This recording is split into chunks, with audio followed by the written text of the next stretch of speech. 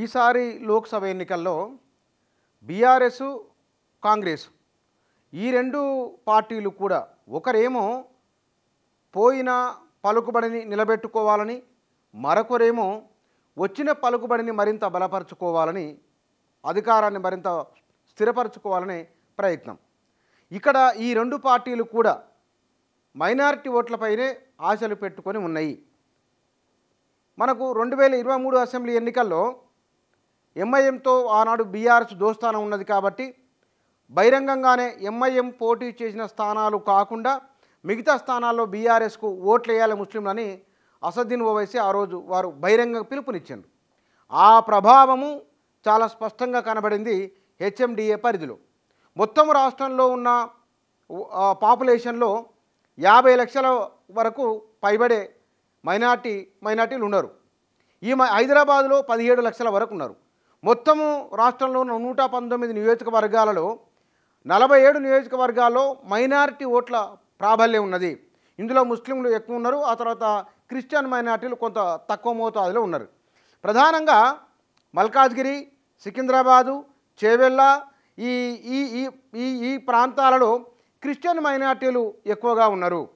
మహబూబ్నగరు, నల్గొండ, కరీంనగరు, సికింద్రాబాదు, మల్కాజ్గిరి, చేవెళ్ళ ఈ లోక్సభ నియోజకవర్గాల పరిధిలో మైనార్టీల ప్రాబల్యం చాలా బలంగా ఉన్నది. అంటే 7 అసెంబ్లీ నియోజకవర్గాలు అసదుద్దీన్ పోటీ చేసే దగ్గర మినాయిస్తే కనుక లోక్సభ స్థానం, మిగిలిన ఈ లోక్సభ స్థానాల్లో 40 అసెంబ్లీ స్థానాలు ఆయా లోక్సభ పరిధిలోకి వచ్చే వాటిల్లో మైనార్టీల ఓటు చాలా కీలకం కాబోతున్నాయి. 13% ఓటర్లలో 13%. ఈ 13% కాంగ్రెసు,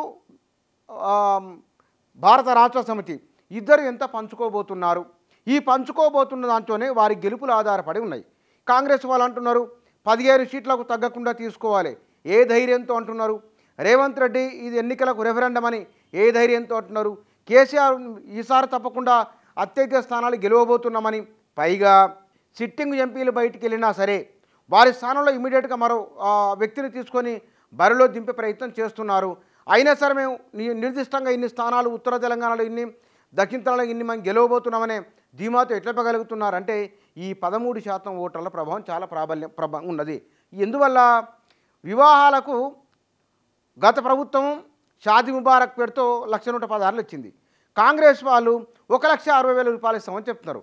ఇక్కడ ఉన్నది. తర్వాత మైనార్టీ సంక్షేమానికి గత ప్రభుత్వం మునుపు లేని విధంగా వివిధ ప్రభుత్వ పథకాలను ముస్లింలకు ఇచ్చే ప్రయత్నం కేసీఆర్ ప్రభుత్వం చేస్తే, ఇవాళ రేవంత్ రెడ్డి ప్రభుత్వం 4,000 కోట్ల రూపాయల బడ్జెట్లో మైనార్టీల కోసం కేటాయించినామని, వక్ఫ్ భూములను కాపాడతామని, నామినేటెడ్ పదవుల్లో వారికి అవకాశాలు కల్పిస్తామని కాంగ్రెస్ వాళ్ళు చెప్తున్నారు.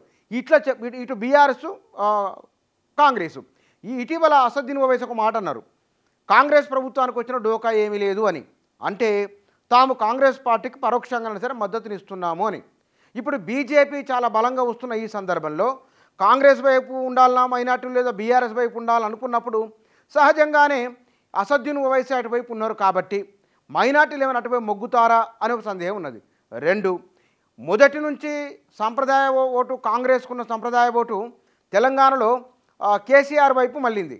ఈ కేసీఆర్ వైపు వచ్చిన ముస్లిం మైనారిటీలు అటువైపు వెళ్తారా, తిరిగి అటువైపు చూస్తారా మళ్ళీ అని ఒక ప్రశ్న ఉన్నది. వీళ్ళు ఎటువైపు ఎట్లా మళ్ళబోతున్నారు అనేది క్షేత్రస్థాయిలో ఉన్న నాయకులు, వారు ప్రజలను కలిసే తీరు, ప్రజలను ఒప్పించే తీరుపైన ఇది ఆధారపడి ఉంటుంది. ఎందుకు అంటే ఈ హెచ్ఎండిఏ పరిధిలోనే మొన్న లోక్సభ ఎన్నికల్లో అత్యధిక స్థానాలు బీఆర్ఎస్ గెలుచుకున్నది.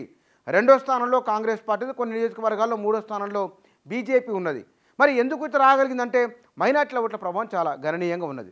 మొత్తం హైదరాబాద్లోనే 5 లక్షలకు పైబడి క్రిస్టియన్ మైనార్టీలు ఉన్నట్లు తెలుగున్నది. ఈ క్రిస్టియన్ మైనార్టీల ఓట్లు ఈసారి ఎటువైపు ఉండబోతున్నాయి?